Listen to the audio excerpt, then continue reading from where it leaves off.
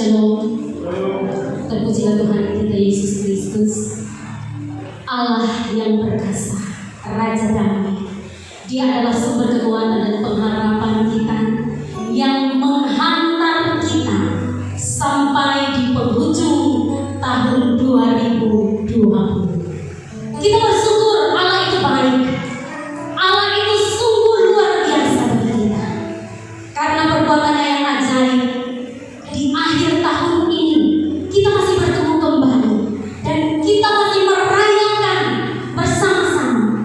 Oleh karena itu, malam hari ini, sore hari ini, kita bersyukur bahwa Tuhan mempertemukan kita dalam kasih-Nya dan kita bersama melepaskan tahun ini dan dengan berkat, dan kita akan memasuki tahun yang baru dengan pengharapan di dalam Tuhan Yesus Kristus.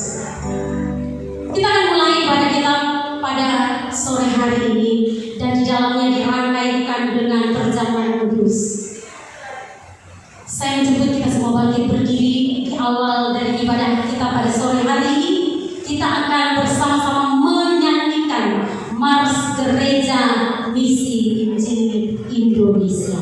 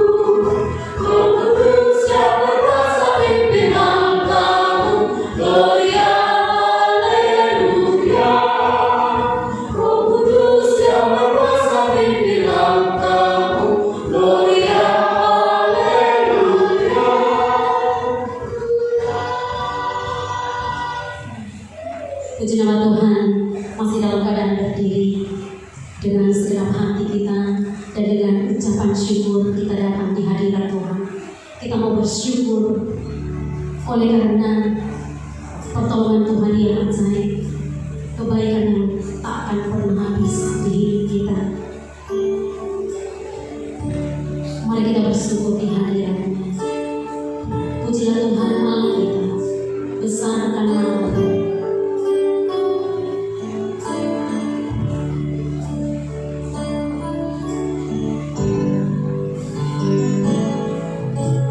So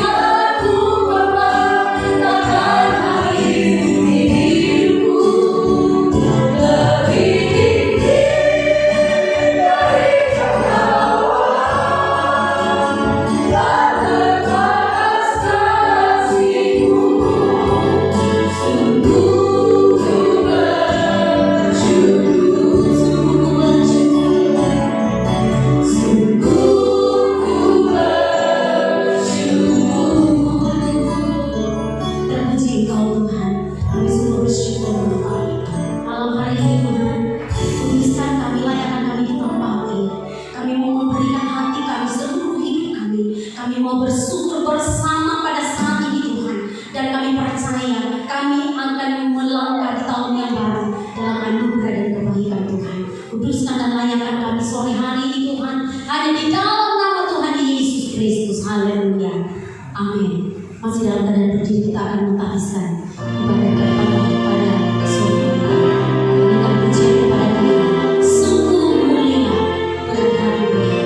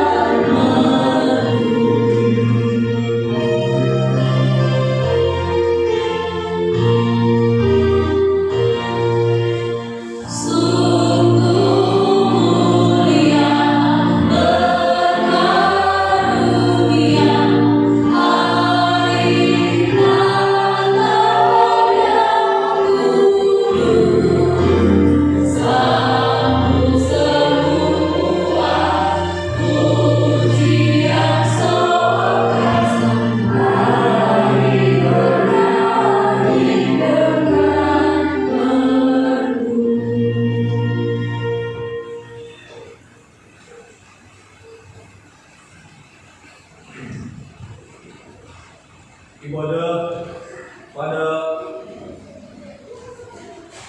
akhir tahun ini dan dirangkai dalam sakramen perjamuan kudus, didasarkan di dalam nama Allah Bapa dan Anak yaitu Yesus Kristus, dan di dalam pertolongan Roh Kudus.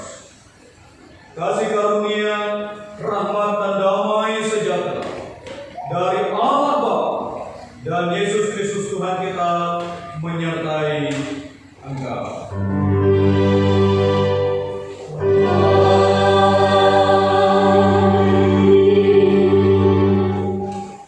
Nas pembimbing kita pada sore hari ini diambil dalam Injil Yohanes pasal 1 ayat 9 berbunyi demikian. Terang yang sesungguhnya yang menerangi setiap orang sedang datang ke dalam dunia. Saya ulangi lagi. Terang yang sesungguhnya yang menerangi setiap orang sedang datang ke dalam dunia. Bersama dengan orang percaya seluruh gereja, dan pada sore hari ini sesuai dengan kesepakatan majelis sinode, maka kita akan bersama karena dalam rangkaian perjamuan kudus kita bersama dalam pengakuan iman Konstantinopel. Oleh karena itu mari kita membaca secara bersama-sama.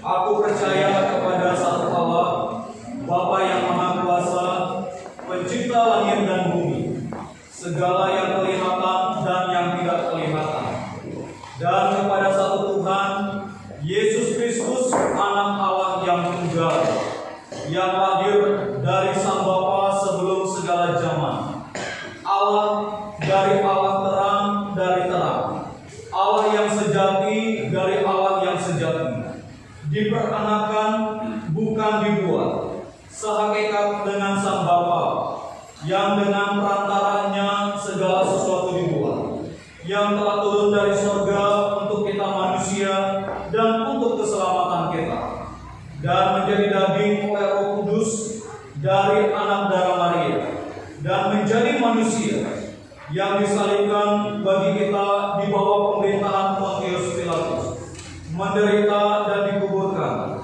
yang dibangkitkan pada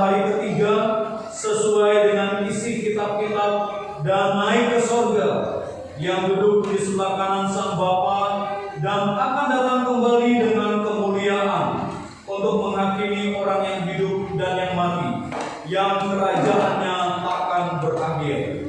Aku percaya kepada Roh Kudus yang menjadi Tuhan dan yang menghidupkan, yang keluar dari Sang Bapa dan Sang Anak, disembah dan dimuliakan, yang telah berfirman dengan perantaraan para nabi. Aku percaya kepada satu gereja yang kudus dan am dan rasuli. Aku mengaku satu baptisan untuk pengampunan dosa. Aku menantikan kebangkitan orang mati dan kehidupan di zaman yang akan datang. Amin. Bapak Ibu dipersilakan duduk kembali. Dalam kesempatan hari ini, kami Majelis Jemaat dan Gereja Misi Injil Indonesia mengucapkan terima kasih kepada Oma Yoke bersama dengan anak-anak yang pada hari Senin kemarin telah ditandatangani kesepakatan surat hibah pastori. Jadi kemarin telah disepakati surat hibah pastori. Keluarga memang sudah menyerahkan surat hibah secara pribadi pada tahun 2008 dan secara notaris itu belum dibuat, dan kemarin telah dibuat dan telah selesai, sehingga pihak Ibu Yoke bersama dengan anak-anak dan Pak Didi sudah menandatangani, dan dari gereja diwakili oleh Pak Petrus sesuai dengan surat yang pertama, dan itu sudah ditandatangani. Sehingga saat ini notaris sedang proses untuk sertifikat gereja, dan kalau Tuhan berkehendak mungkin sekitar paling lambat atau paling cepat 6 bulan ke depan, maka sertifikat pastori telah keluar atas nama GMII Hosana.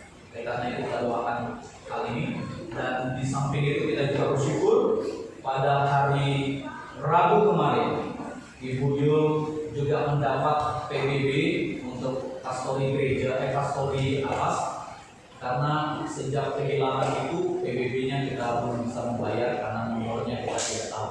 Tetapi anugerah Tuhan, hari Rabu kemarin PBB-nya juga keluar dan kita gereja telah melunasi semuanya itu, dan itu sesuatu yang sangat luar biasa yang Tuhan buat untuk kita. Oleh karena itu kita terus doakan supaya kedepannya mungkin akan lebih baik dalam penataan selanjutnya. Oleh karena itu kita bersyukur bersama dengan tim majelis dan juga tim upaya untuk penyelesaian supaya semuanya berjalan dengan baik. Itu yang ingin saya sampaikan hari ini bagi kita semua, sehingga kita jemaat juga bisa melihat, dan kedepannya kita juga akan proses untuk balik nama gereja dan semuanya. Itu informasi untuk kita semua, dan ini hadiah Natal di masa-masa pandemi. Hosana mendapatkan hadiah yang sangat luar biasa. Tuhan Yesus diberkati.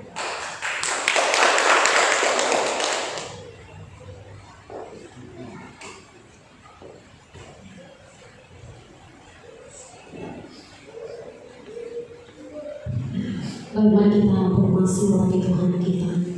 Kita membuka dari Mazmur pasal yang ke-11 ayat 1 sampai ayat yang ke-7. Mazmur pasal yang ke-11 ayat 1 sampai ayat yang ke-7.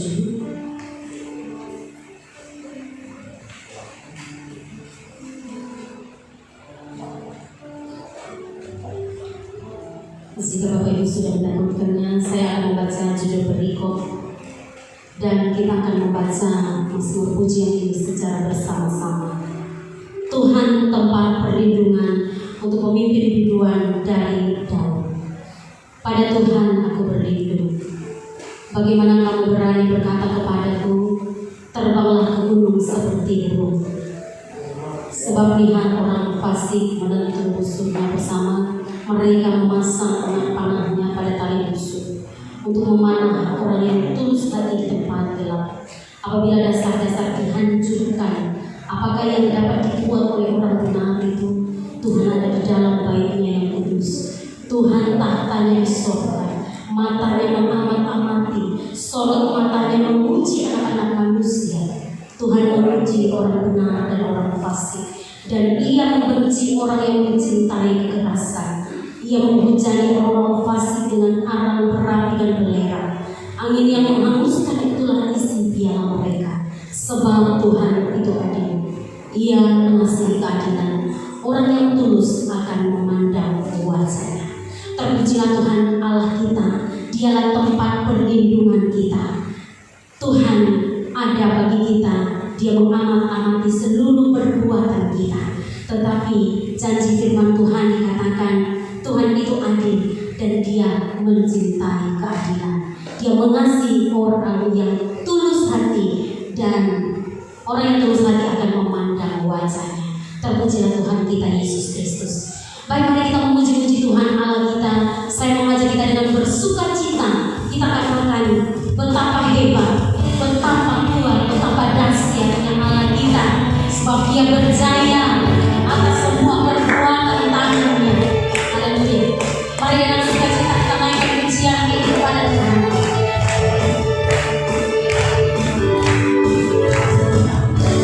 Berkuasa di bumi di surga.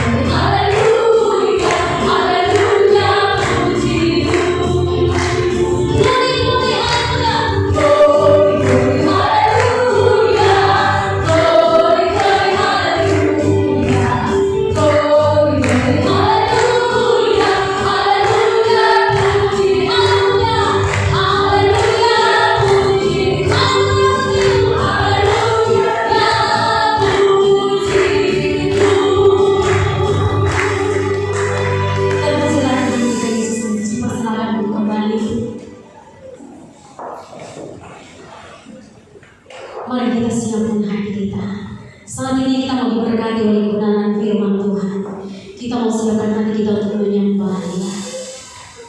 Kita mau siapkan hati kita untuk kita mau tinggikan Yesus Kristus, Tuhan dan Raja kita.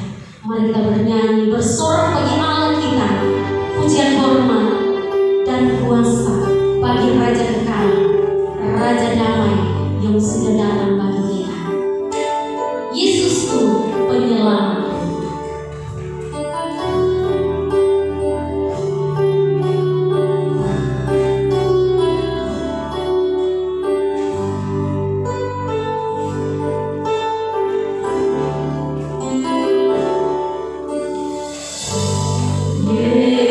Yesus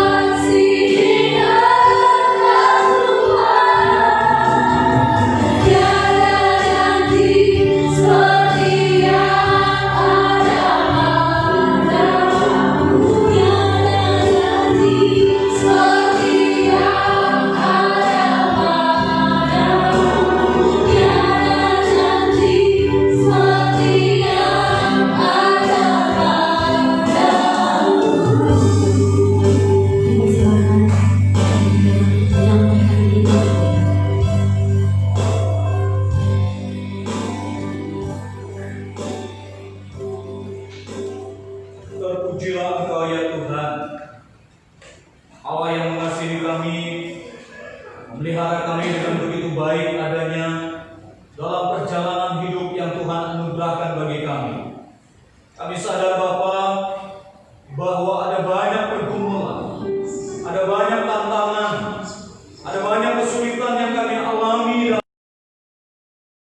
Kami melihat semuanya itu sebagai bagian pembentukan Allah yang membawa kami di ujung pada tahun 2020 ini, Pak. Di tengah-tengah bangsa kami bergumul oleh karena pandemi yang terjadi. Di tengah-tengah dunia dalam duka dan perkabungan oleh karena pandemi yang terjadi. Tapi kami melihat bahwa tangan Tuhan tidak pernah berhenti dan tangan Tuhan tidak pernah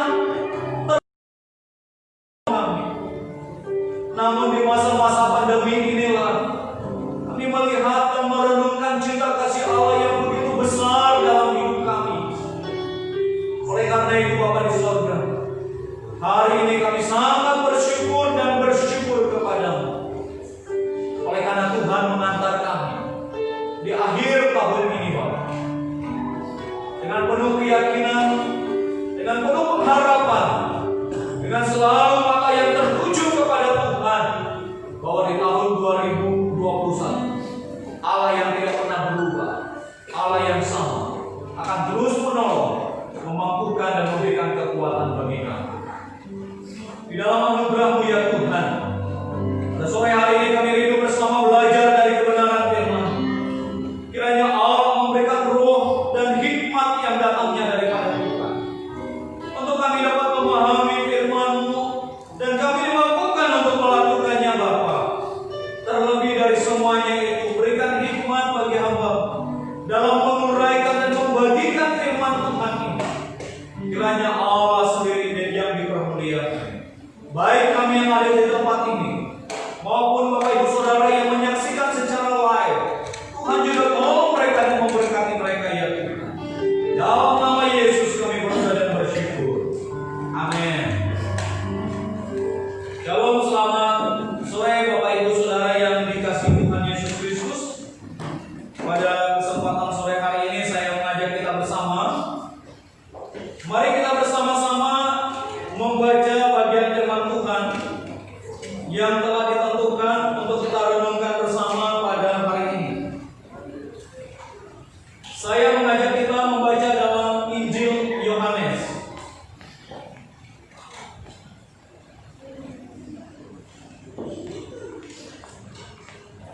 Mari kita membuka dalam Injil Yohanes pasal yang ke-8 ayat 12 sampai dengan ayat yang ke-20. Dalam Injil Yohanes pasal yang ke-8 ayat 12 sampai dengan ayat 20. Mari kita menyimak Alkitab kita masing-masing dan saya akan membacakannya bagi kita bersama. Maka Yesus berkata pula kepada orang banyak, katanya, "Akulah terang dunia. Barang siapa mengikuti aku, ia tidak akan berjalan dalam kegelapan, melainkan ia akan mempunyai terang hidup." Kata orang Farisi kepadanya, "Engkau bersaksi tentang dirimu, kesaksianmu tidak benar." Jawab Yesus kepada mereka, katanya, "Biarpun aku bersaksi tentang diriku sendiri, namun kesaksianku itu benar, sebab aku tahu dari mana aku datang dan kemana aku pergi. Tetapi kamu tidak tahu dari mana aku datang dan kemana aku pergi. Kamu menghakimi menurut ukuran manusia. Aku tidak menghakimi seorang pun. Dan jika aku menghakimi, maka penghakimanku itu benar. Sebab aku tidak seorang diri, tetapi aku bersama dengan Dia yang mengutus aku. Dan dalam kitab Tauratmu ada tertulis bahwa kesaksian dua orang adalah sah. Akulah yang bersaksi tentang diriku sendiri, dan juga Bapa yang mengutus aku bersaksi tentang aku." Maka kata mereka kepadanya, "Di manakah Bapamu?" Jawab Yesus, "Baik aku maupun Bapakku tidak kamu kenal.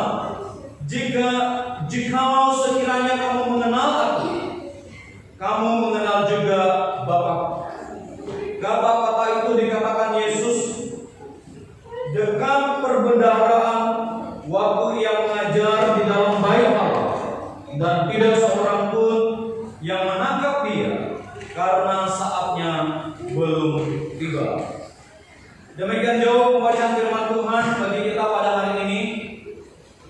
Bapak Ibu Saudara yang dikasihi oleh Tuhan, pasal yang ke-8 tidak lepas dari pasal yang ke-7 dalam Yohanes yang kita baca pada hari ini. Di dalam teks secara keseluruhannya, maka kita menemukan bagaimana Yesus melakukan pelayanan yang diungkapkan di sana adalah sebagaimana Bapa mengutus aku dan aku mengerjakan pekerjaan Bapa. Yohanes pasal yang ke-8, Yesus memperlihatkan dan mengungkapkan tentang kehadirannya dan pelayanannya sebagaimana yang telah ditetapkan. Oleh karena itulah maka teks yang kita baca hari ini, Yesus memberikan satu kesaksian tentang keberadaan dirinya sebagai utusan yang telah ditetapkan oleh Bapa itu sendiri. Dalam teks yang kita baca pada hari ini, secara khusus ayat yang ke-12, dikatakan di sana, maka Yesus berkata pula kepada orang banyak, katanya, akulah terang dunia. Barang siapa mengikuti aku, ia tidak akan berjalan dalam kegelapan, melainkan ia mempunyai terang hidup. Bapak Ibu Saudara yang dikasihi oleh Tuhan, kata terang yang diungkapkan dalam ayat yang ke-12 yang kita baca tadi mengungkapkan atau memberikan satu pengertian yang berbicara tentang terang yang berbicara dalam bentuk subjek. Karena kata ini berangkat dari pengertian tentang yang menyinari dan berbicara juga tentang cahaya. Maka terang yang diungkapkan dalam Yohanes pasal 8 ayat 12 adalah berbicara tentang terang yang menyinari dan terang yang bercahaya. Terang yang menyinari dan terang yang bercahaya berbicara tentang pokok dari terang itu sendiri. Maka dalam bentuk dari bahasa aslinya, bentuk dari kasusnya, maka kata ini adalah berbicara tentang bentuk kasus yang berbicara tentang subjek dalam bentuk tunggal. Dengan demikian, maka dikatakan bahwa ketika Yesus katakan, aku adalah terang dunia, menunjukkan bahwa Yesus adalah sumber dari terang itu sendiri. Yesus adalah sumber yang menerangi, dan Yesus adalah sumber yang memberikan cahayanya itu sendiri. Dalam kamus bahasa Indonesia itu berbicara tentang terang, berbicara tentang yang pertama yang dapat dilihat. Berarti kalau berbicara tentang terang adalah berbicara tentang sesuatu yang dapat dilihat. Maka terang membukakan banyak hal, terang menyingkapkan banyak hal. Maka di dalam kondisi yang terang tidak ada yang tersembunyi dan kita bisa saling melihat, dan tidak ada yang bisa ditutupi di dalamnya.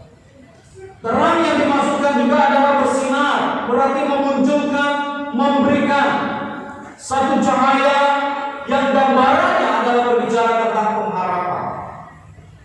Terang yang dimaksudkan juga adalah berbicara tentang kebenaran.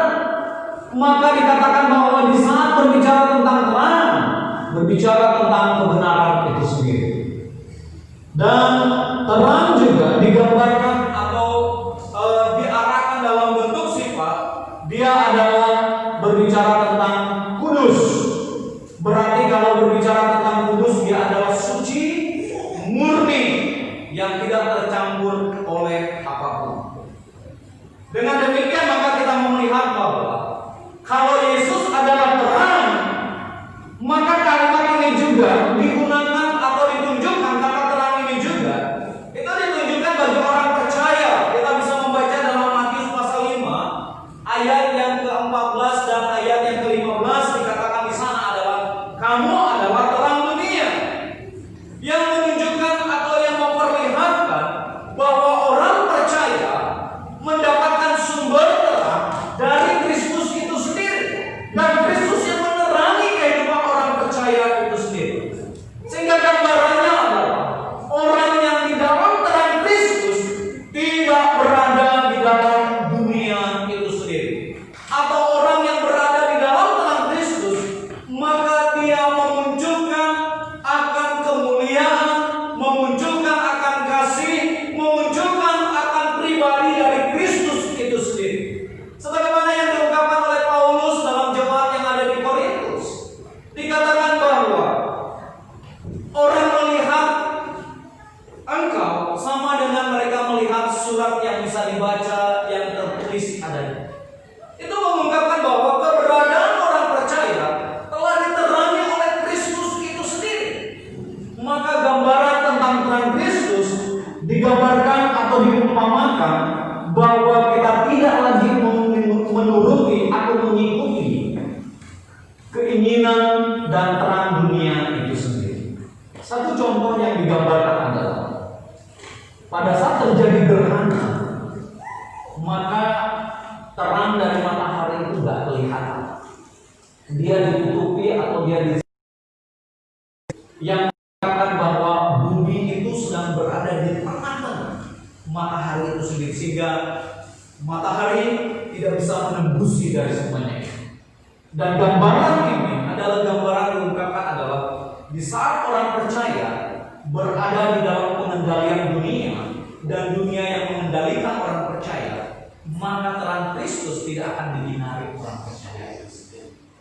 Sehingga ada banyak orang melihat bahwa orang yang menjadi aktivis atau menjadi pelayan gereja atau orang yang menjadi pekerja di ladangnya Tuhan seolah-olah tidak kelihatan Kristusnya di dalam.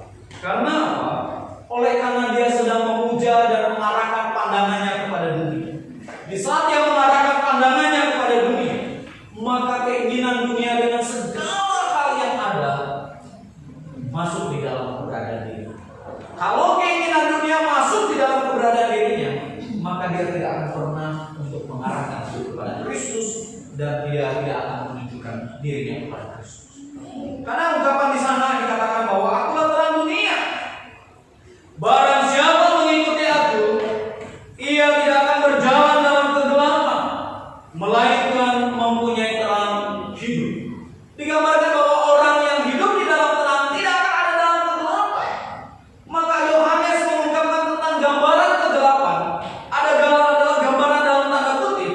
Gelap identik dengan bahaya. Gelap identik dengan ketidaknyamanan. Gelap identik dengan ketakutan.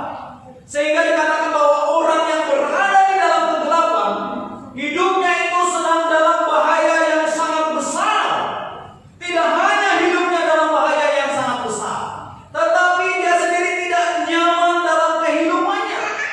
Bukan hanya dia tidak nyaman dalam kehidupannya, dia berada dalam ketakutan dan kecemasan yang begitu besar di dalam seluruh kehidupannya. Dalam satu buku dikatakan bahwa pembunuh tertinggi di dalam hidup orang adalah kecemasan. Maka akibat dari kecemasan, banyak keputusan yang diambil tanpa mempertimbangkan konsekuensi dari apa yang terjadi. Bahkan selain itu juga digambarkan bahwa kegelapan, surat Efesus pasal 5 ayat 8 menggambarkan bahwa kegelapan itu identik dengan dosa. Jadi dosa digambarkan dengan kegelapan. Kenapa dosa digambarkan dengan kegelapan? Dikatakan bahwa orang yang hidup di dalam dosa, hidupnya itu penuh dengan kegelapan. Tidak ada kebenaran di dalam dirinya. Tidak ada kebenaran dan tidak ada kasih di dalam kehidupannya itu sendiri. Karena dia hidup di dalam dosa. Dosa dikatakan meleset dari tujuan Allah. Kalau Yesus dikatakan aku adalah terang dunia, dan orang yang berdosa adalah orang yang berada dalam kegelapan, telah meleset dari tujuan Allah itu sendiri. Sehingga dia hidup dalam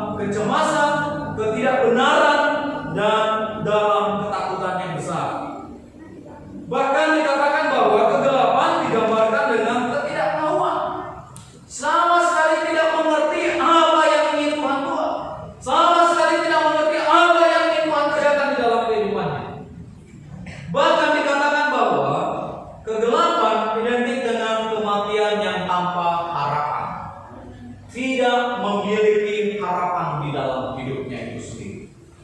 Nah, dengan demikian kita melihat ketika Yesus katakan, "Aku adalah terang dunia." Ungkapan yang di Yohanes pasal yang ke-8 ayat 12 ini, "Aku adalah terang dunia," sangat diidentikan dengan kitab Perjanjian Lama. Dalam kitab Perjanjian Lama selalu muncul dikatakan bahwa Mesias yang akan datang yang menerangi kegelapan itu sendiri. Maka dalam Yesaya 9 ayat 1, bangsa yang berjalan dalam kegelapan telah melihat terangnya yang besar. Maka dikatakan bahwa kalau Yesus katakan, "Aku adalah terang dunia," kehadiran Kristus telah memberikan harapan bagi dunia yang penuh dengan kekacauan, dunia yang penuh dengan kecemasan, dan menerangi dunia itu sendiri. Dan kalau Yesus itu dikatakan bahwa "Aku adalah terang dunia," oleh karena Yesus Kristus itu sendiri adalah Mesias yang dijanjikan, yang dinubuatkan dalam kitab Yesaya.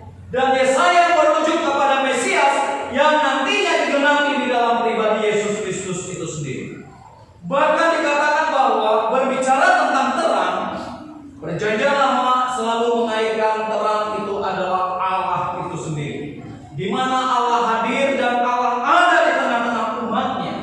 Ayub pasal 29 ayat 3 dan juga Mazmur 27 ayat 1, Yesaya 60 ayat 19 mengungkapkan bahwa Allah yang adalah terang memberikan jaminan dan pengharapan itu sendiri.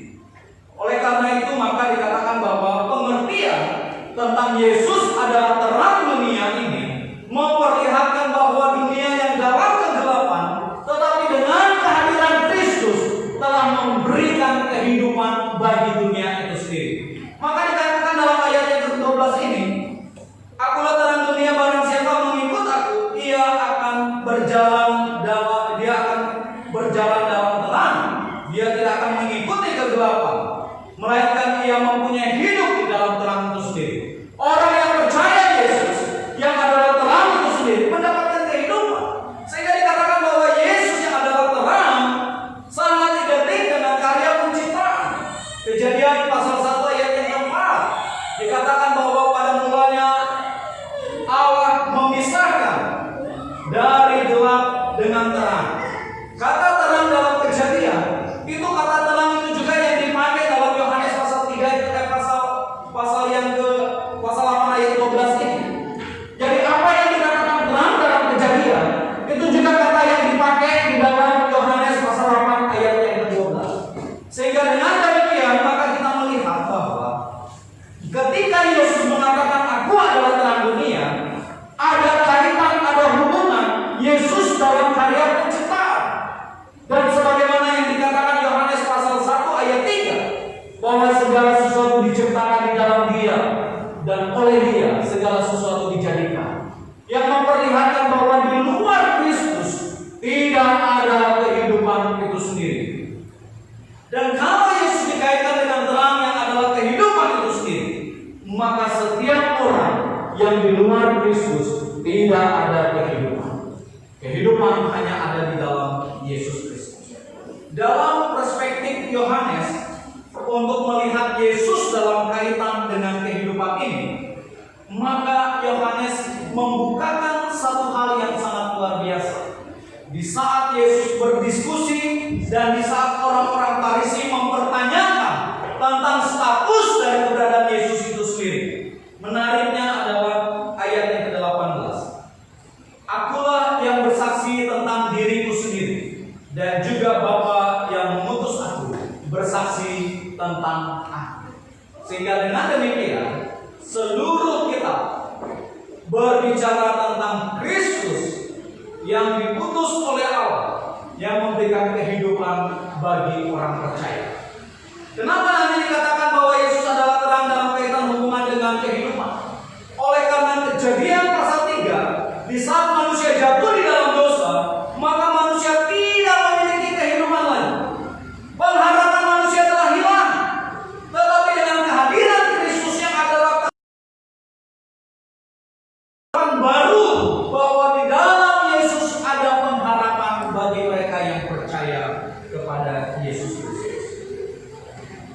Dan jika Yohanes dalam perspektifnya melihat Yesus adalah terang dan diungkapkan dalam konteks perjanjian lama, maka di situ memperlihatkan adalah perjanjian lama selalu diwarnai dengan kehadiran Allah dalam bentuk terang, di mana Allah hadir di tengah-tengah umatnya dalam bentuk terang. Yang pertama, di dalam penciptaan, di saat Allah memisahkan antara gelap dengan terang, maka menunjukkan bahwa Allah telah hadir di dalam karya penciptaan. Karena Kejadian pasal 1 ayat 1 dikatakan Roh Allah melayang-layang di atas permukaan air. Tetapi di saat Allah memisahkan terang dengan gelap, maka menunjukkan bahwa Allah hadir di tengah-tengah ciptaannya itu sendiri. Di saat Allah hadir di tengah-tengah ciptaannya itu sendiri, Allah juga memperlihatkan kehadirannya di tengah-tengah umatnya dalam bentuk terang juga. Kita melihat dalam perjumpaan Musa bersama dengan Tuhan, maka di sana dikatakan bahwa Allah hadir di tengah-tengah pada gunung itu dan berjumpa dengan Musa, dan digambarkan pada semangat itu seperti perapian yang menyala-nyala. Allah hadir dalam bentuk itu dalam pribadi Musa. Tapi dalam pribadi umat secara keseluruhannya, maka dikatakan di saat bangsa Israel keluar dari Mesir, maka bangsa itu dituntun oleh Tuhan dengan tiang api dan tiang awan. Itu menandakan bahwa kalau terang tadi diartikan sebagai cahaya dan terang di situ adalah diartikan sebagai yang bersinar, maka kehadiran Allah di tengah-tengah umatnya memberikan cahaya yang bersinar bagi bangsa Israel di saat mereka keluar dari padang gurun. Dan dikatakan di sana bahwa pada malam hari Tuhan menuntun mereka dalam tiang api, di mana bangsa itu berjalan siang dan malam selalu diterangi oleh Tuhan itu sendiri. Gambaran yang adalah Tuhan adalah terang menjadi pemimpin di tengah-tengah umatnya itu sendiri. Jadi ketika Yesus katakan akulah terang dunia, Yesus ingin tunjukkan kepada para ahli Taurat, kepada para orang Farisi, bahwa dia adalah pemimpin yang akan memimpin umatnya mendapatkan kehidupan dan kebenaran itu sendiri. Dan orang yang di dalam Kristus dan orang yang di dalam Kristus akan beroleh kehidupan itu sendiri. Di luar Kristus, sekali lagi saya katakan, di luar Kristus tidak ada kehidupan itu sendiri. Kehidupan hanya ada di dalam Yesus Kristus. Gambaran tentang pemeliharaan Tuhan juga digambarkan dengan tiang awan. Kenapa dikatakan bahwa tiang awan pada siang menaungi mereka? Tidak hanya tiang awan itu menolong mereka dari panasnya matahari, tetapi gambaran ini ingin memperlihatkan bahwa bangsa Israel atau umatnya dalam perlindungan Allah yang kekal, maka dunia ini tidak dapat mengambilnya, dunia ini tidak dapat merampasnya, dunia ini tidak dapat menariknya dari dalam dirinya itu sendiri. Ungkapan atau pandangan ini juga dalam kaitan dalam predestinasi orang yang telah ditetapkan oleh Allah, mereka yang telah dipilih oleh Allah, maka mereka dipelihara oleh Allah, mereka dijaga oleh Allah, mereka dilindungi oleh Allah, dan tidak ada kuasa apapun yang dapat menarik dia dari tangan Allah, yang dapat merampas dia dari kasih Allah. Oleh karena itu maka kehadiran Kristus dalam bentuk terang telah menaungi dan memberikan pengharapan bagi setiap orang yang percaya kepadanya. Bapak Ibu Saudara yang dikasihi oleh Tuhan Yesus Kristus, maka gambaran Tuhan dalam bentuk pemeliharaan, baik dalam konteks penyertaan Tuhan bagi umatnya, maka bentuk ini juga tidak hanya terjadi bagi bangsa Israel, tetapi bentuk pemeliharaan ini juga terjadi bagi kita saat ini. Maka kalimat ayat yang ke-12 ini menarik dikatakan. Maka Yesus berkata pula kepada orang banyak, katanya, akulah terang dunia. Barang siapa mengikuti aku, ia tidak akan berjalan dalam kegelapan. Ada istilah di sana adalah terang Kristus membawa kita dan menarik kita untuk ikut di dalamnya. Maka kalau berbicara tentang mengikut, maka terang Kristus adalah terang yang bergerak, bukan terang yang tidak bergerak. Maka gambaran tadi tentang tiang awan dan tiang api menunjukkan bahwa Allah terus bergerak bagi umatnya. Allah terus berjalan bagi umatnya. Maka kalimat ini juga bahwa barang siapa mengikuti aku, dia tidak akan ada dalam kegelapan, tapi dia berada dalam terang Kristus.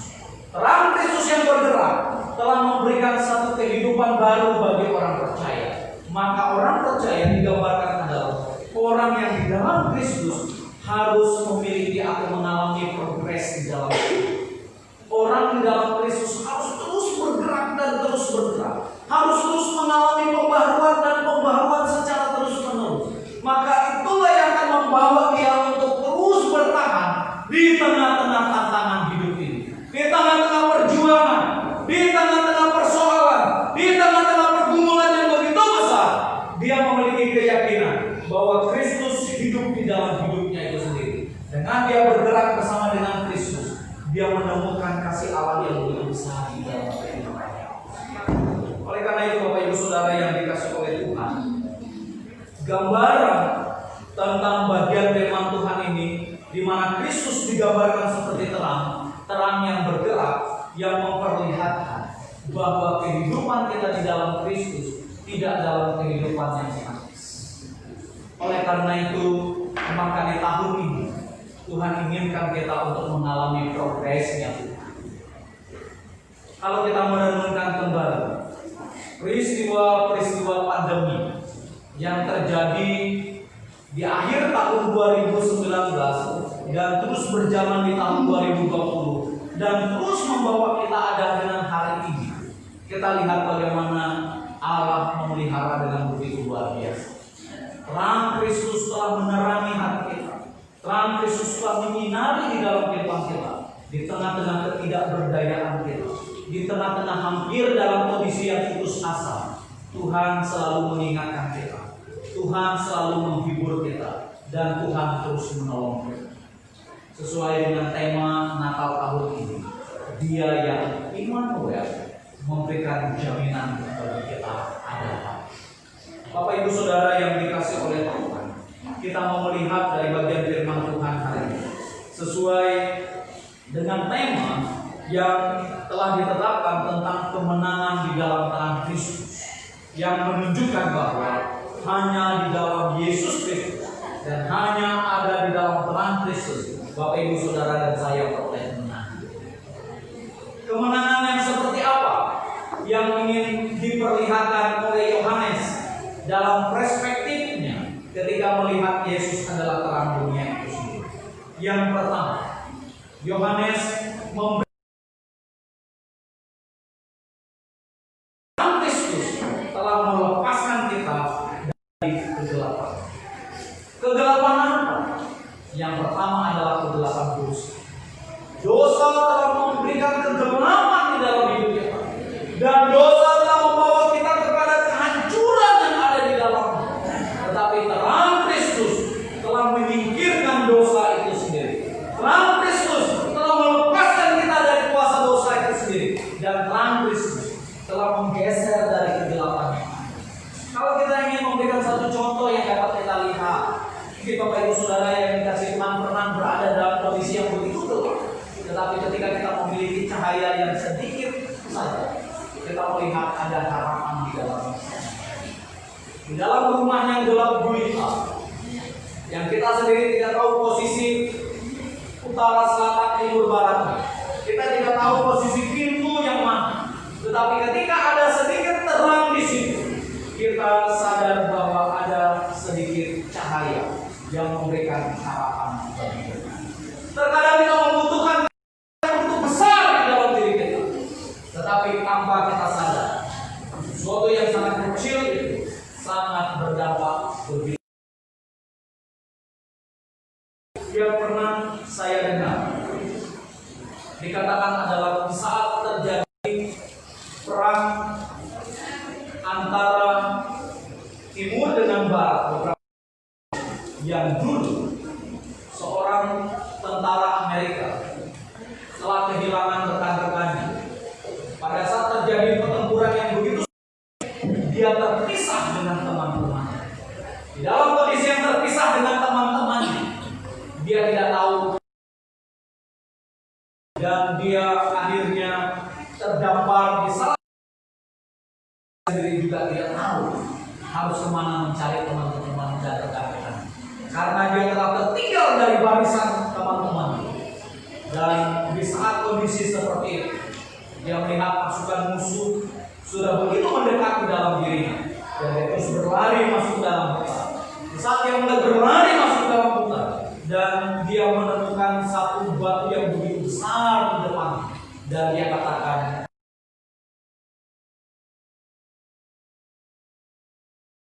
Tuhan izinkan saya untuk selamat supaya Tuhan selamatkan saya dari hutan. Dan di dalam batu itu dia melihat ada sedikit gua yang kecil, dan dia masuk ke dalam gua. Pada saat dia masuk ke dalam gua itu, dia juga berdoa dengan Tuhan, Tuhan tolong saya. Pada saat dia berdoa seperti itu, dia mendengar derap langkah tentara musuh itu sudah mendekat dengan dia. Tapi di dalam kondisi seperti itu ada satu suara, cari semua, dan tidak boleh ada satu tempat pun yang tertinggal. Kalau ada, tangkap dan bunuh musuh kita. Tetapi di saat dia berdoa begitu, dia katakan, Tuhan, kiranya Tuhan buat mujizat. Kalau boleh, jadilah batu itu terguling dan tutupi pintu gua. Tetapi yang terjadi adalah di saat dia sedang seperti itu, seekor laba-laba jatuh dari atas itu mulai memasuki sana. Dia katakan, Tuhan, kenapa Tuhan kirim laba-laba? Untuk apa laba-laba itu? Tidak ada apapun. Pastilah saya akan mati nanti dan semuanya.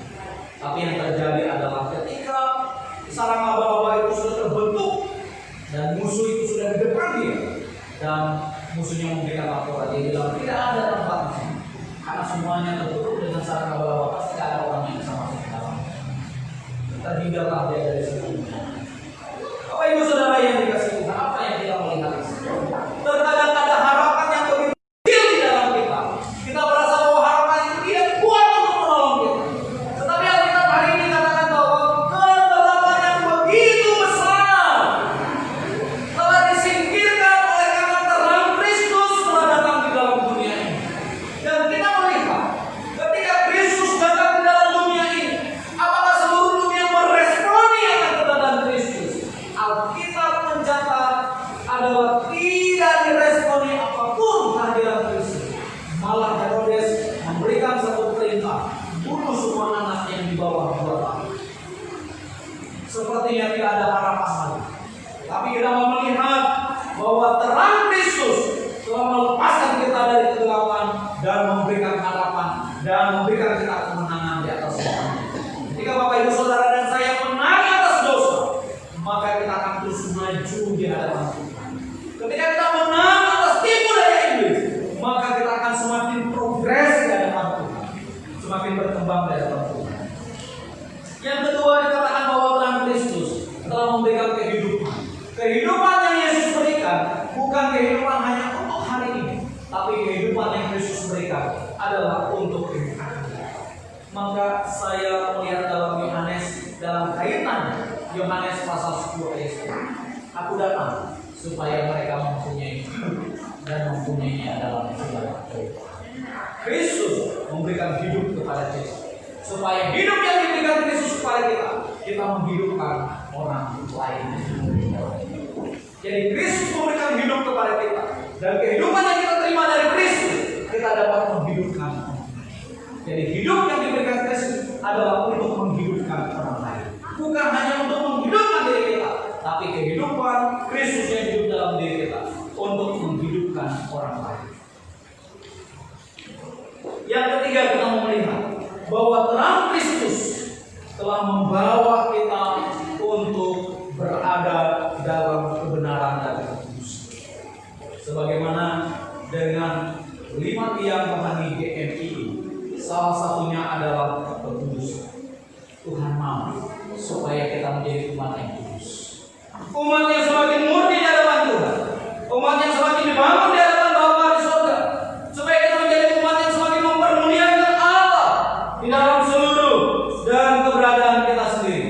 Sehingga dengan demikian maka membawa kita untuk terus hidup bersama dengan Tuhan dan berjalan bersama dengan Tuhan adanya. Dan yang terakhir dari bagian firman Tuhan hari ini adalah terang Kristus telah membawa perubahan di dalam hidup kita.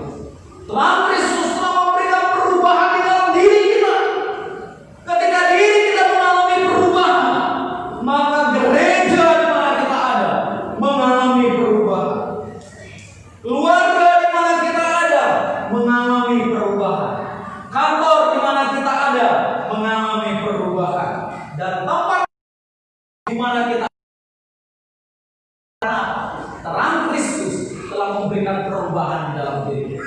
Oleh karena terang Kristus telah mengubah kita, maka kehadiran kita juga harus membawa pada perubahan itu sendiri.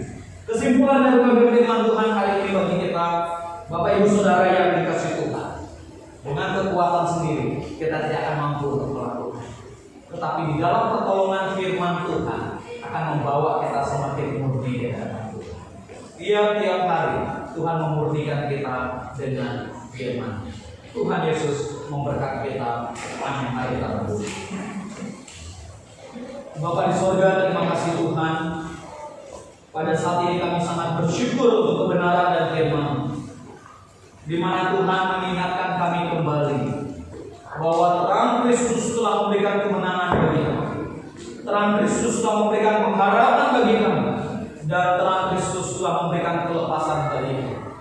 Sehingga pada hari ini kami mengalami kemenangan Kristus adanya di dalam Tuhan. Kristus yang adalah terang dunia telah memberikan kehidupan bagi kami yang ada di tempat ini, agar melalui terang Kristus kami hidup dan kami juga dapat menghidupkan orang lain.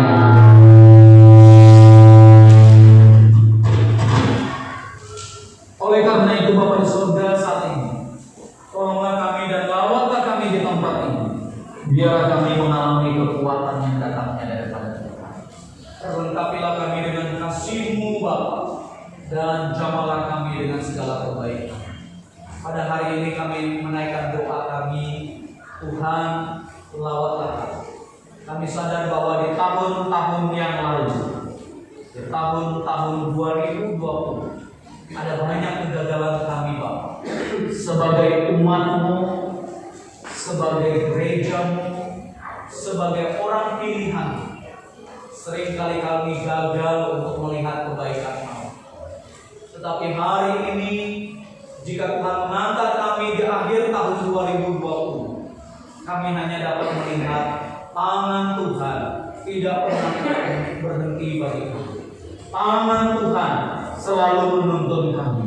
Tangan Tuhan memberikan perlindungan yang kekal bagi kami Bapa.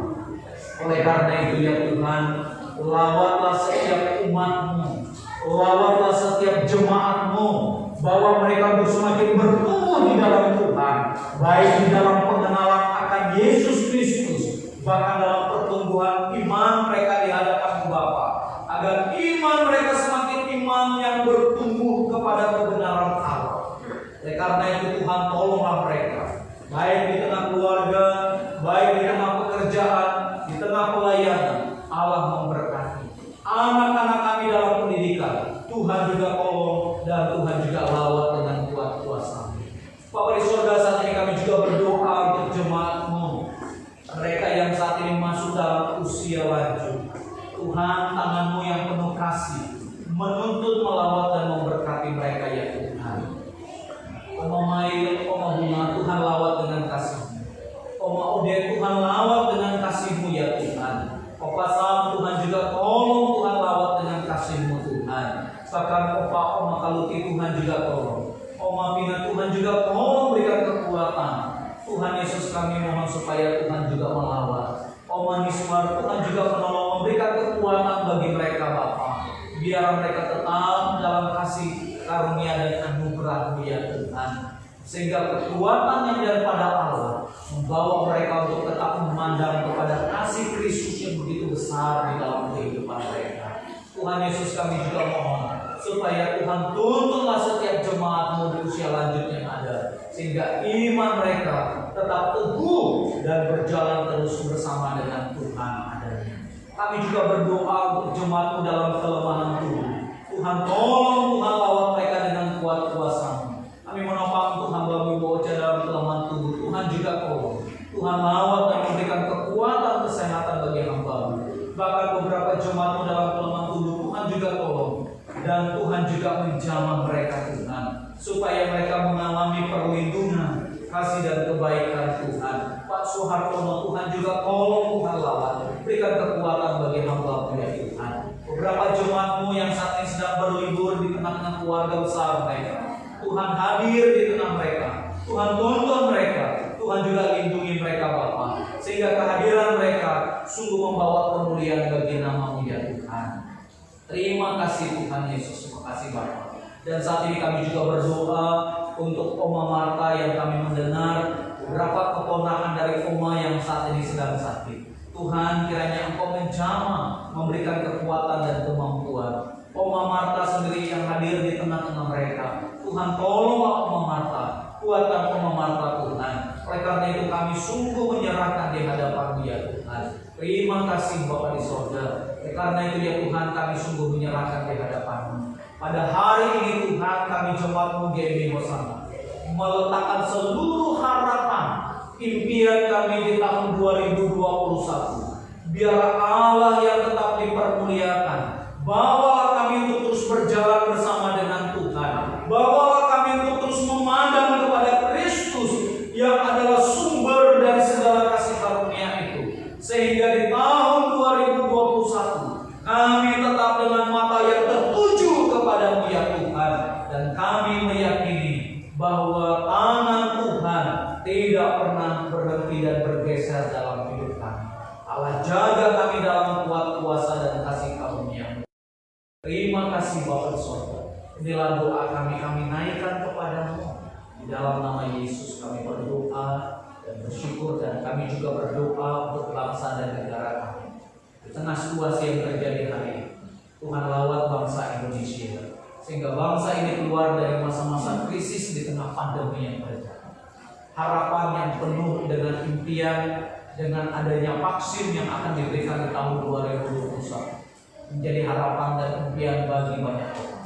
Oleh karena itu Bapak Saudara, Tuhan tolong Tuhan, sehingga melalui semuanya itu Allah saja dipermuliakan di atas semuanya. Bahkan kota Makassar, kami letakkan kota ini di bawah kaki-Mu ya Tuhan. Lawatlah kota ini dan berkatilah kota ini ya Tuhan, sehingga kota ini penuh dengan kemuliaan Tuhan. Anak-anak Tuhan, gereja-gereja Tuhan yang ada di tengah kota ini Tuhan memberkati.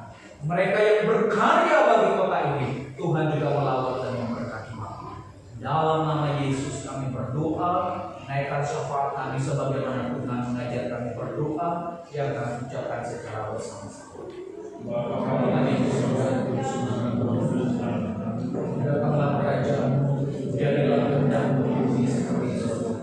Berikanlah kami pada hari ini makanan kami yang secukupnya, dan ampuni kami akan kesalahan kami, seperti kami juga mengampuni orang yang bersalah kepada kami. Dan jangan bawa kami ke dalam pencobaan, tapi lepaskanlah kami daripada yang jahat. Karena Engkau yang punya kerajaan dan kuasa dan kemuliaan sampai selama-lamanya. Amin. Pada saat ini kita akan bersama menjalankan sakramen perjamuan kudus. Oleh karena itu Bapak Ibu yang bertugas, silakan maju ke depan, dan jemput dan single silakan maju ke depan. Kita akan bersama-sama mempersiapkan perjamuan kudus yang diawali dengan pujian bersama dari Tuhan.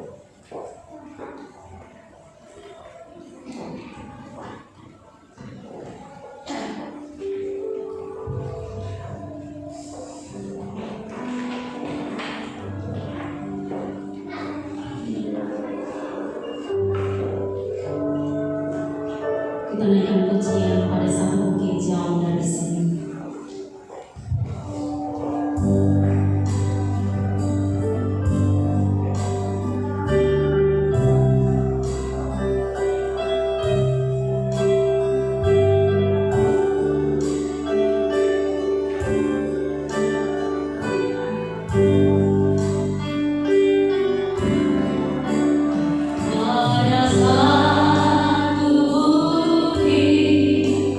Jauh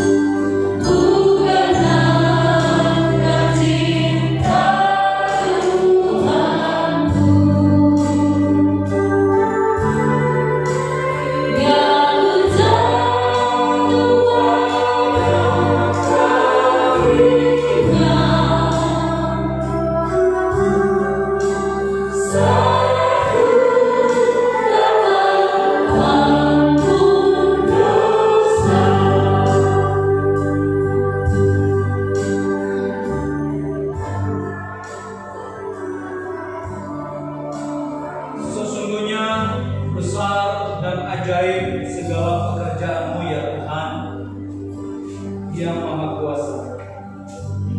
Wahyu 15 ayat 3a, Allah telah mengaruniakan hidup yang kekal kepada kita dan hidup itu ada di dalam Anaknya. 1 Yohanes 5 ayat 11, Kristus telah menebus kita dari kutuk hukum Taurat dengan jalan menjadi kutuk karena kita. Galatia 3 ayat yang ke-13. Penetapan sakramen perjamuan kudus sebagaimana yang ditulis dalam 1 Korintus pasal 11 ayat 23 sampai 27 dikatakan demikian.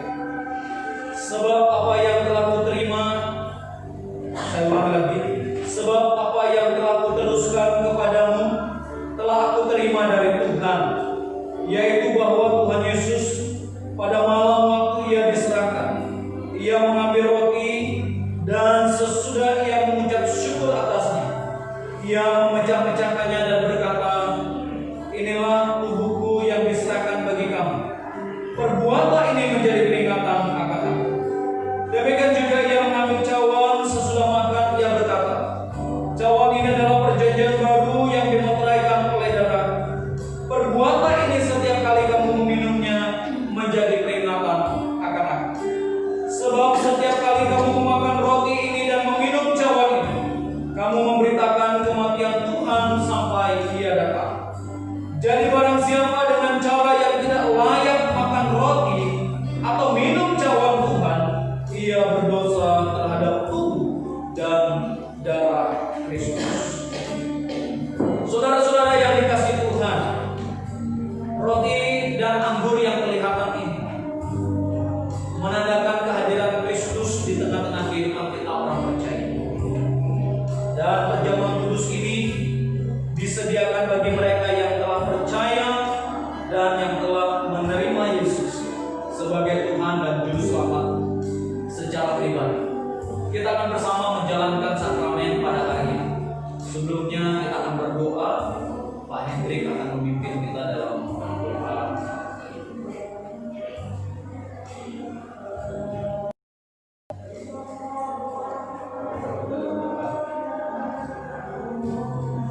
Bapa dalam surga, Bapa yang kami kasihi dan kami sembah di dalam nama Tuhan Yesus, kami bersyukur dan berterima kasih karena anugerah Tuhan sehingga kami dapat melewati di tahun 2020 ini ya Tuhan. Kami sudah memasuki di penghujung tahun 2020. Engkau juga yang sama akan memberkati jemaat ini di tahun 2021. Terima kasih atas anugerah dan pertolongan Tuhan. Dan kami akan masuk dalam perjamuan kudus ini. Berkatilah jemaat ini, berkatilah semua, bahkan dalam pekerjaan mereka, rumah tangga mereka, pelayanan mereka, pendidikan anak-anak mereka, usaha mereka. Tuhan juga memberkatinya. Sebelum kami masuk dalam perjamuan kudus, Tuhan siapkan hati kami dan pikiran kami. Layakan kami dan ampunilah segala dosa dan kesalahan kami. Terima kasih Bapa, terpuji-pujilah Engkau Tuhan. Di dalam nama Tuhan Yesus, kami sudah berdoa dan bersyukur kepada Bapa di surga. Haleluya. Amin.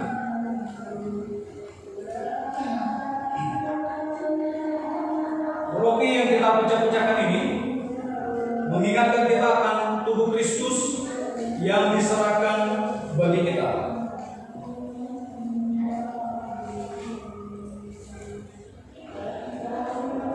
Cawan perjamuan yang kita gunakan ini mengingatkan kita akan darah Kristus yang dicurahkan bagi kita untuk penebusan dosa.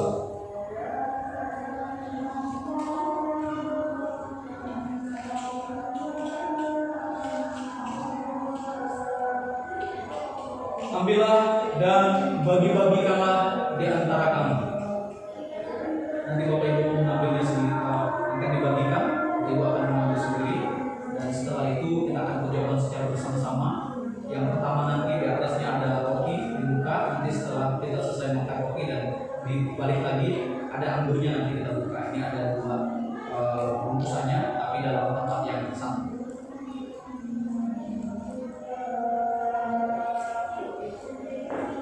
Dan yang sudah mendapat nanti bisa langsung berbagi.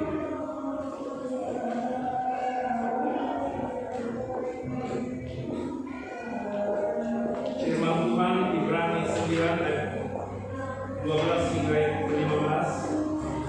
Dan ia telah masuk satu kali untuk selama-lamanya ke dalam tempat yang kudus, bukan dengan membawa darah domba jantan dan darah anak lembu, tetapi dengan membawa darahnya sendiri. Dan dengan itu ia telah mendapat kelepasan yang kekal.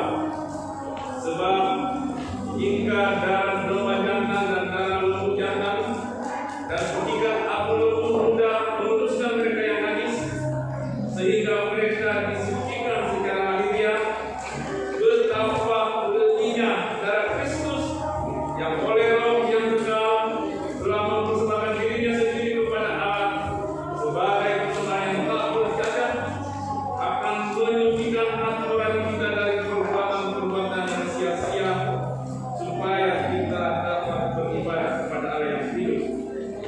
Karena itu ia adalah perantara dari suatu perjanjian yang baru, supaya mereka yang telah terpanggil dapat menerima bagian kekal yang dijanjikan, sebab ia telah mati untuk menebus pelanggaran-pelanggaran yang telah dilakukan selama perjanjian yang lama.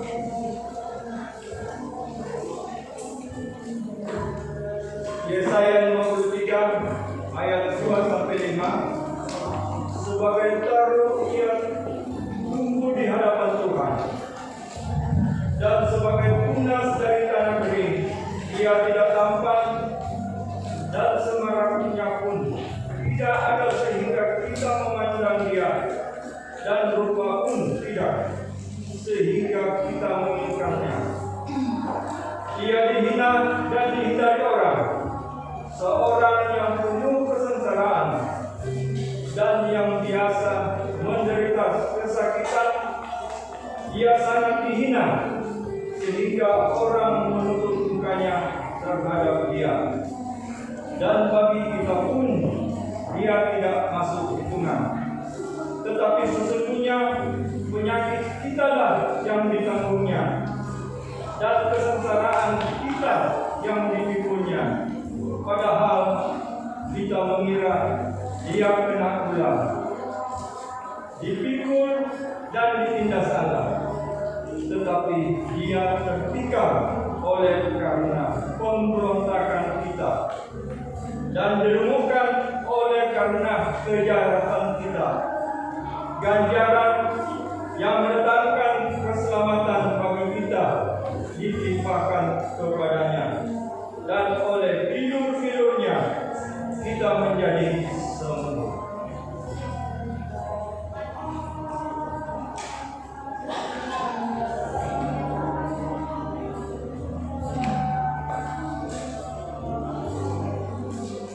Kita semua Bapak Ibu sudah mendapatkan. Kalau ada yang bermasalah, rusak, bisa ambil depan menggantikan.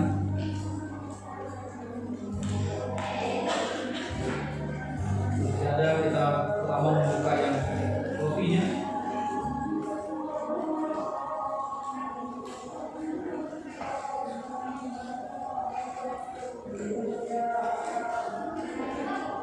Mari bersama kita mengangkat di atas. Yesus berkata, inilah tubuhku yang diserahkan bagi kamu. Perbuatlah ini menjadi peringatan akan aku. Makanlah.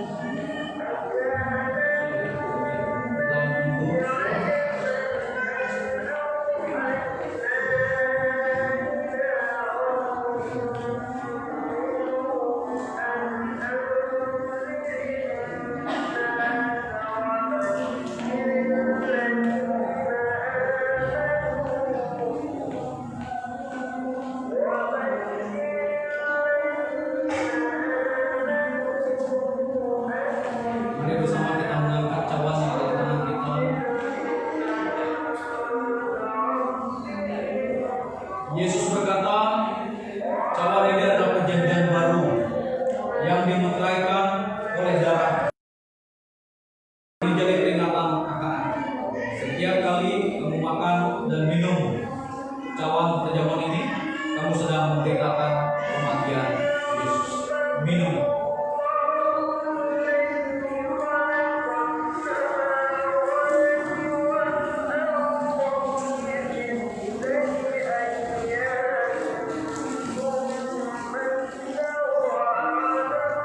Mohon kesediaan kepada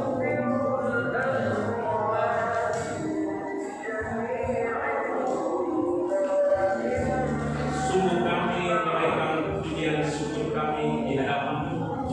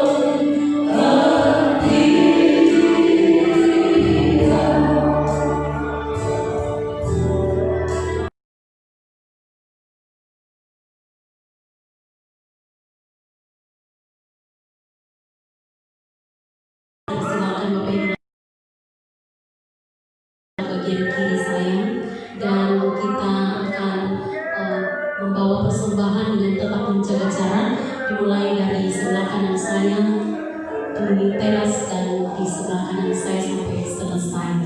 Sebelum kita memberikan persembahan kita, mari kita tunduk kepala, sekali lagi kita berdoa pada Tuhan. Terima kasih ya Bapa di surga, Allah yang tetap memberkati kami sampai pada saat ini ya Tuhan. Di penghujung tahun ini ada ucapan syukur yang kami bawa. Oleh karena itu Tuhan, kami mau datang memberikan persembahan kami sebagai syukur kami kepada Tuhan atas rahmat dan pengasihan-Mu sepanjang tahun ini. Tuhan memelihara kami, Tuhan menjagai kami, dan Tuhan memberkati setiap usaha kami. Karena itu Tuhan, kuduskan dan berkatilah setiap persembahan yang kami berikan kepada Tuhan, dan apa yang kami persembahkan menjadi sukacita bagi kami untuk mempermuliakan nama Tuhan. Terima kasih Bapa di surga. Di doa kami di dalam nama Yesus kami berdoa. Haleluya. Amin. Sambil Bapak Ibu membawa persembahan ke depan, kita naikkan pujian kepada Tuhan. Hai dunia, gembiralah dan sambut Raja.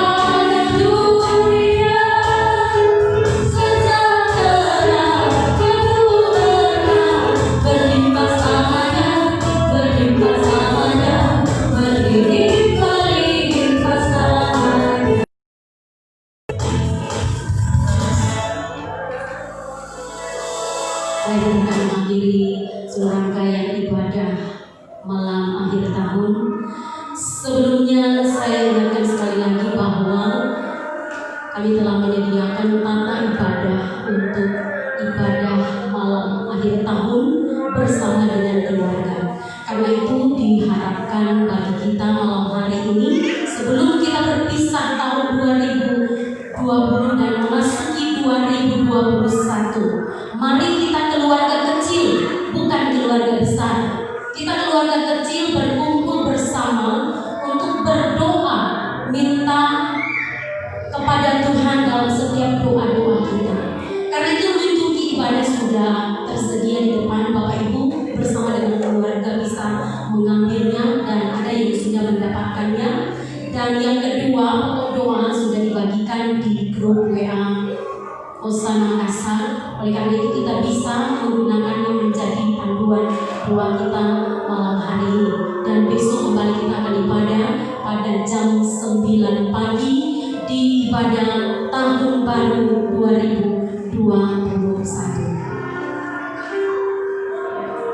Dan di awal tahun 2021 juga Bapak Ibu bisa menyediakan persembahan sulung dan akan dibawa ke gereja untuk dipersembahkan kepada Tuhan. Bapak Ibu bisa menyiapkan amplop sendiri ataupun dapat mengambil amplop yang sudah tersedia di depan. Dan Bapak Ibu baik secara pribadi maupun secara keluarga, atas nama keluarga, kita dapat memberikan persembahan sulung sebagai persembahan pertama di tahun 2021. Saya jemput kita semua bangkit berdiri.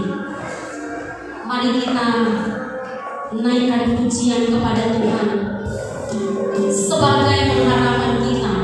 Pujian ini mengatakan bahwa aku percaya bukan karena melihat, tapi aku percaya kepada firman-Mu karena Dia yang menggenapinya.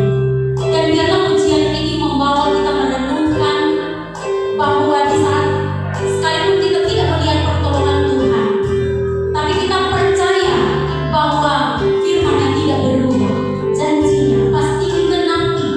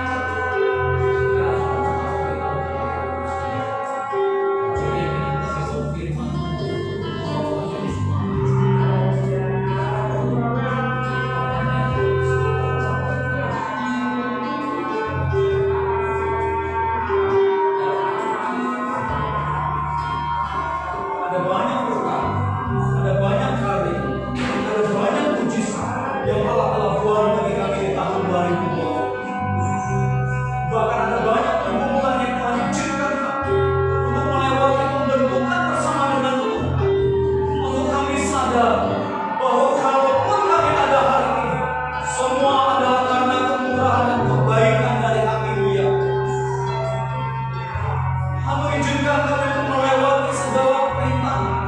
Tuhan izinkan kami melewati segala pencobaan. Tuhan sedang melatih dan mendidik kami untuk kami hanya berharap dan bersandar sepenuhnya kepada Dia. Oleh karena itu Bapa di sorga, tahun 2021 kami juga tidak akan pernah mau dan kami juga tidak akan pernah mengerti apa yang akan terjadi. Tetapi dengan keyakinan iman kami mau melangkah bersama dengan Tuhan, dan firman-Mu yang memberikan kekuatan bagi kami, yang menolong, meneguhkan dan menghibur kami dalam berjalan bersama dengan Dia. Terima kasih Bapak Yesus.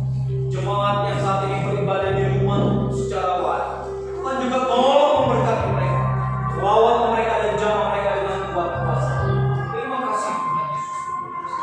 Jemaat yang dikasih oleh Tuhan, kita bersyukur Tuhan boleh menolong kita melewati tahun 2021. Dengan keyakinan iman, kita akan melangkah di tahun 2021. 2020 Tuhan izinkan untuk kita lewati. Dan 2021 Tuhan akan memampukan kita untuk melewati semuanya bersama dengan Tuhan. Oleh karena itu dengan keyakinan kita ada hari ini Jumat yang dikasih Tuhan. Pulanglah dengan penuh sukacita. Arahkan hatimu kepada Tuhan dan terimalah Tuhan. Tuhan memberkati engkau dan melindungi engkau. Tuhan menyinari engkau dengan wajahnya dan memberi engkau kasih karunia. Tuhan menghadapkan wajahnya kepadamu dan memberi engkau damai sejahtera.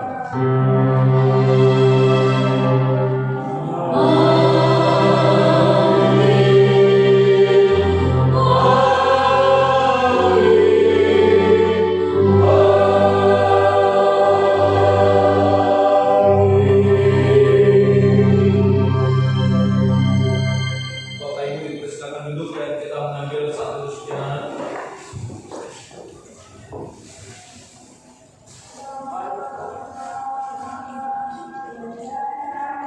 Amin. Selamat malam, selamat mengakhiri di tahun 2020 dan selamat bagi kita akan memasuki tahun 2021. Majelis Jemaat menyediakan ada jamuan kasih berkat Tuhan yang ada di depan, nanti kita akan menikmati secara bersama.